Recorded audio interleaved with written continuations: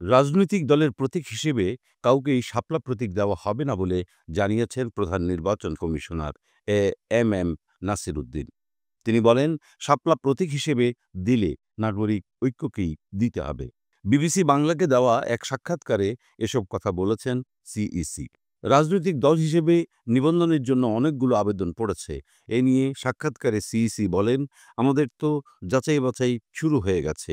আমরা সব আবেদন পর্যালোচনা করছি। যাদের যে ডকুমেন্টস শর্ট আছে তাদেরকে আমরা 15 দিন সময় দেব।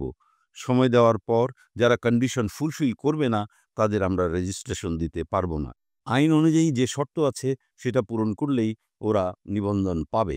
নাসিরুদ্দিন বলেন, আমাদের তো ফিল্ড অফিস আছে অনেক, ওরাই আমাদের রিপ্রেজেন্ট করে। 5,700 লোক কাজ করে আমাদের ফিল্ডে। তাদের মাধ্যমে যাচাই বাছাই অলরেডি শুরু করে দিয়েছি।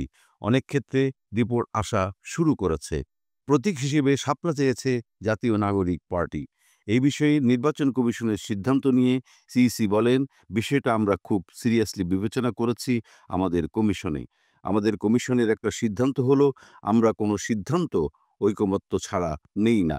মেজরিটির মতামত নিয়েই করে থাকি। কারো উপর চাপিয়ে দেই না কোনো কিছু। 5 জন মিলেই এই কমিশন।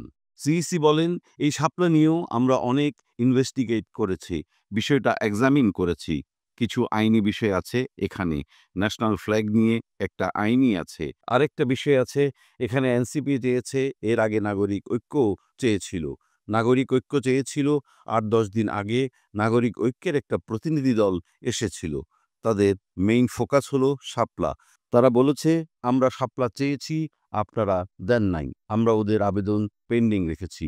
উনারা বলেন যে, দেখেন আমরা কিন্তু অনেক আগেই অ্যাপ্লাই করেছি, এনসিপি করেছে পরে। আমি একটা রেজিস্টার্ড দল, এনসিপি রেজিস্ট্রেশনই পাই নাই। আমাদের আইন অনুযায়ী যারা আগে ক্লেম করবে তাদের দিতে হয়, সুতরাং সুযোগটা সীমিত।